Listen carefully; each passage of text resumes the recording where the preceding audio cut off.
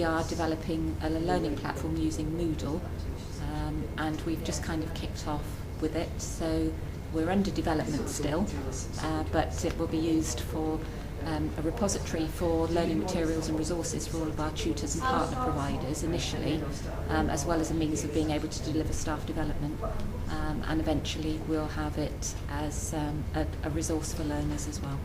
The main aim was to support learners, but along the way it's also about supporting staff, and really the focus is on making learning resources available online to learners anytime, anywhere.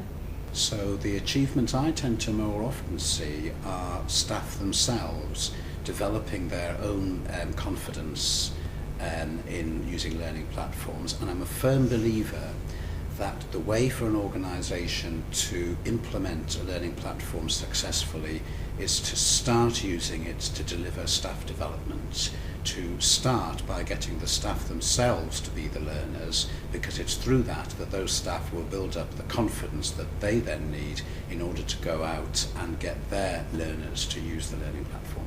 So we focused at first upon staff development, staff training, and we hit them all with carrot sticks. We gave everyone who participated in the staff training one of these things like I have around my neck, which is really like a second brain, and many people were really delighted to have this, and that worked. That's sort of a little bit of encouragement, but we also paid staff to attend a training rate. But it was surprising to see people who were unlikely candidates, art tutors, music tutors, not the sort of people who necessarily had strong IT backgrounds, taking to it like ducks to rock climbing, in fact. So that was one thing. And then we launched it fully in September this year to find that in Redcar and Cleveland alone, over 800 learners had signed up. In Middlesbrough, over 600 learners using Moodle. Several hundred again in Stockton and in Darlington and in Hartlepool. So I feel we've had tremendous success, participation by both staff and by learners. I suppose the most exciting things are perhaps the pockets of tutors from perhaps unconventional subject areas really engaging with it. So tutors in patchwork and botanical illustration and guitar playing, subjects like that. Individual tutors who can spot the potential in adding value to their courses and are actually engaging with it and using it. Modern language tutors and IT tutors working together, and that was the catalyst then for us to move on.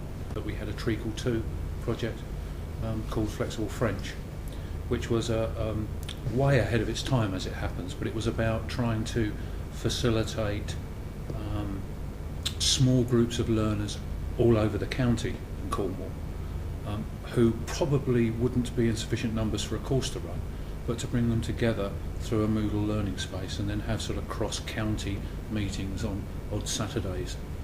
It was one of the first examples of a blended course.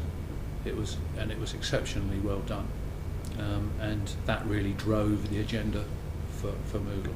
And now we've got a reasonable amount of populated portals, and lots of good practice being shared between tutors.